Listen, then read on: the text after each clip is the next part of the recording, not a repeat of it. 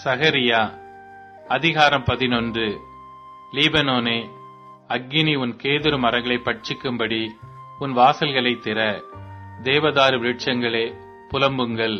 கேதுரு மரங்கள் விழுந்ததே, பிரபலமானவைகள் பாழாக்கப்பட்டன. பாசானின் கர்வாலி மரங்களே புலம்புங்கள். அரணுள்ள சோலை கீழே தள்ளப்பட்டது. மேய்ப்பர்களின் மகிமை அழிந்து போனபடியால் அவர்கள் அலறுகிற சத்தம் கேட்கப்படுகிறது. யோர்தானின் பெருமை அழிந்து போனபடியால் பால சிங்கங்கள் கர்ச்சிக்கிற சத்தம் கேட்கப்படுகிறது.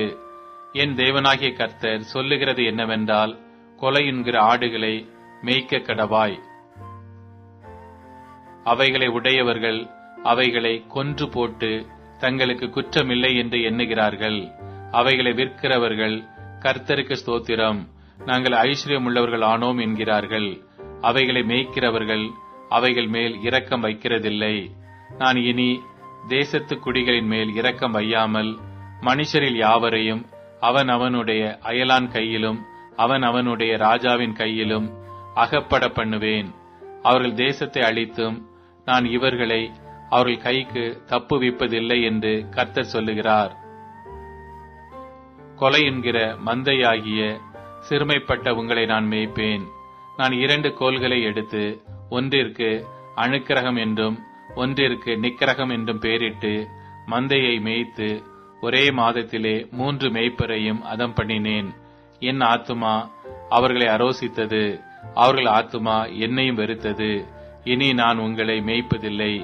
சாகிறது சாகட்டும், அதமாகிறது அதமாகட்டும்.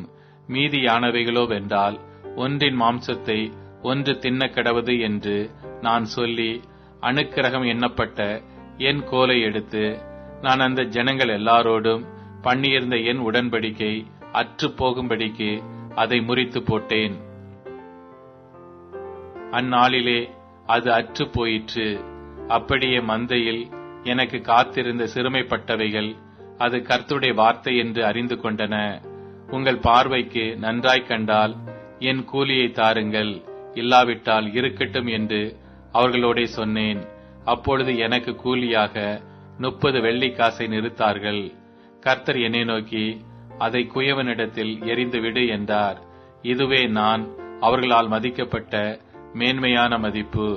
நான் அந்த 30 வெள்ளிக்காசை எடுத்து அவைகளை குயவனுக்கென்று கர்த்தருடைய ஆலயத்திலே எறிந்து விட்டேன். நான் யூதாவுக்கும் இஸ்ரவேலுக்கும் இருக்கிற சகோதர கட்டை அற்று போக பண்ணும்படிக்கு நிக்கிரகம் எண்ணப்பட்ட என் 2ஆம் கோலையும் முறித்தேன். கர்த்தர் என்னை நோக்கி, நீ மதியற்ற ஒரு மேய்ப்பனுடைய ஆயுதங்களை இன்னும் எடுத்துக்கொள். இதோ நான் தேசத்திலே ஒரு மேய்ப்பனை எழும்ப பண்ணுவேன். அவன் அதமாகிறவைகளை பராமரிக்காமலும் சிதறுண்டதை தேடாமலும் நொறுங்குண்டதை குணமாக்காமலும் இளைத்திருக்கிறதை ஆதரிக்காமலும் கொழுத்ததின் மாம்சத்தை தின்று அவைகளுடைய குழம்புகளை உடைத்து போடுவான். மந்தையை கைவிடுகிற அபத்தமான மேய்ப்பனுக்கு ஐயோ! பட்டயம் அவன் புயத்தின் மேலும் அவன் வலது கண்ணின் மேலும் வரும். அவன் புய முழுதும் சூம்பிப்போம். அவன் வலது கண் முற்றிலும் இருள் அடையும் என்றார்.